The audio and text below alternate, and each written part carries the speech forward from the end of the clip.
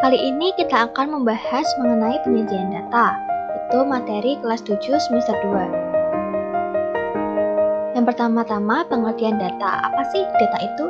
Jadi, data adalah kumpulan informasi yang diperoleh dari suatu pengamatan. Bisa berupa angka, lambang, atau keadaan objek yang sedang diamati. Pertama, kita akan membahas penyajian data dalam bentuk tabel. A. Tabel baris dan kolom digunakan untuk data yang hanya memiliki satu kategori atau kelompok saja. Contoh, tabel jumlah dari masing-masing jenis alat tulis. Jadi, contoh ini yaitu hanya memiliki satu kategori atau kelompok, yaitu jenis alat tulisnya itu.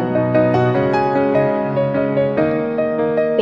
Tabel kontingensi digunakan untuk data yang memiliki lebih dari satu kategori atau kelompok. Contohnya, tabel jumlah siswa kelas 7 menurut jenis kelamin. Ini kan lebih dari satu kategori ya, yaitu ada kategori kelas dan kategori jenis kelamin. C. Tabel distribusi frekuensi digunakan untuk data yang dikelompokkan dalam suatu interval atau selang nilai.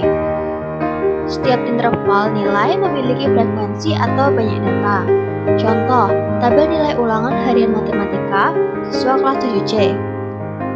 Nilainya itu dalam bentuk interval atau selang nilai. Jadi nilai 61 sampai 70 itu memiliki banyak datanya 3. Jadi frekuensinya 3 seperti itu.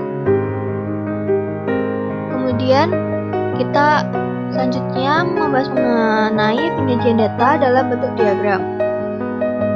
Pertama, diagram batang atau balok digunakan untuk menyajikan data yang dapat dikategorikan atau dikelompokkan, dan data tahunan dan akan digambarkan membentuk persegi panjang yang memanjang ke atas.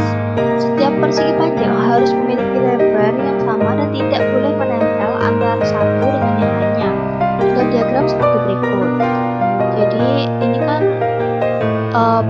besar, lebarnya sama dan tidak menempel atau sama dengan yang lainnya. Senin datanya jumlah pasiennya 20, Rabu 80, seperti itu. Selanjutnya diagram garis digunakan untuk menyajikan data yang berkelanjutan atau kontinu, seperti jumlah penduduk setiap tahun, jumlah produksi barang setiap tahun, perubahan iklim dan cuaca pada rentang waktu tertentu, dan lain sebagainya. Pada diagram garis, data akan digambarkan membentuk garis cukup diagram seperti berikut.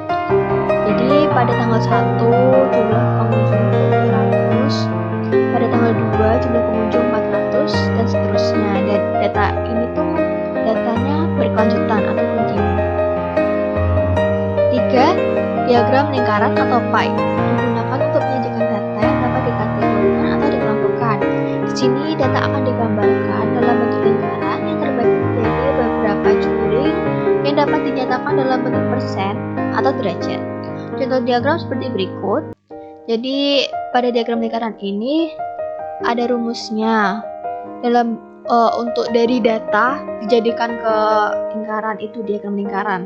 Jadi jika ingin dalam bentuk derajat, jadi besar sudut sama dengan frekuensi banding jumlah data dikali 360 derajat. Jika ingin dalam bentuk persen, besar persentase sama dengan frekuensi banding jumlah data dikali 100%. Terima kasih.